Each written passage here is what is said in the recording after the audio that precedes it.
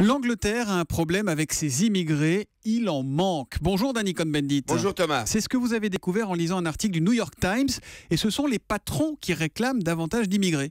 Exact Thomas, j'ai été frappé par la une sur la page 3 dans le New York Times qui dit les patrons anglais ignorent la demande de réduction de l'immigration. Et après dans l'article, il nous explique que par exemple dans le domaine de la santé, dans le bâtiment, etc., l'Angleterre a besoin encore plus d'immigration. Alors, le UKIP et d'autres partis, même le Premier ministre, veut réduire l'immigration. 300 000, il y avait l'année dernière, ils veulent le réduire à 50 000. Et les patrons disent, ça ne marche pas parce que nous ne trouvons pas la main-d'œuvre dont nous avons besoin, même s'il y a du chômage. Il faut dire que le chômage a beaucoup baissé en Angleterre. En même temps, Danny, si on payait mieux ces jobs qui ne trouvent pas preneur, peut-être que les nationaux, comme on dit, les prendraient plus volontiers. C'est peut-être ça aussi le problème. Ouais, mais ça ne marche pas comme ça. C'est la vieille idée qui ne fonctionne pas. Moi, quand j'étais adjoint au maire de Francfort, c'est-à-dire dans les années 90, on avait fait une enquête sur les jeunes. Les jeunes voulaient, par exemple, il y avait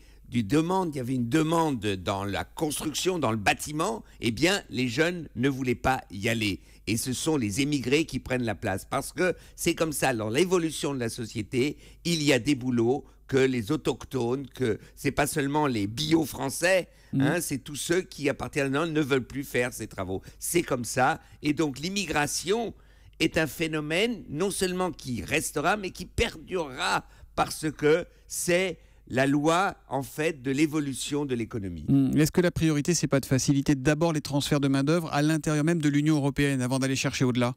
Les Anglais, d'abord, prennent beaucoup à l'intérieur de l'Union européenne. Dans le système de la santé, ce sont des infirmières qui viennent du Portugal, qui viennent d'Irlande, qui viennent d'Espagne, etc. Et c'est la même chose en Allemagne, c'est la même chose dans beaucoup de... Oui, évidemment, le marché du travail est européen, ça c'est une chose, mais nous savons et nous comprenons que ça ne va pas suffire. Si vous voyez l'évolution démographique de l'Allemagne, il est évident que l'Allemagne a besoin d'une main-d'œuvre qualifiée et une main-d'œuvre moins qualifiée. C'est la réalité et il faut comprendre cette réalité, sinon, eh bien, on n'arrivera pas à avoir une politique sociale sur l'immigration. L'humeur de Danny, allemand, qui travaille en France, c'est ça, tous les matins à 8h-5 sur Europe 1. À lundi, Danny. À lundi, Thomas. Bonne journée. Ciao.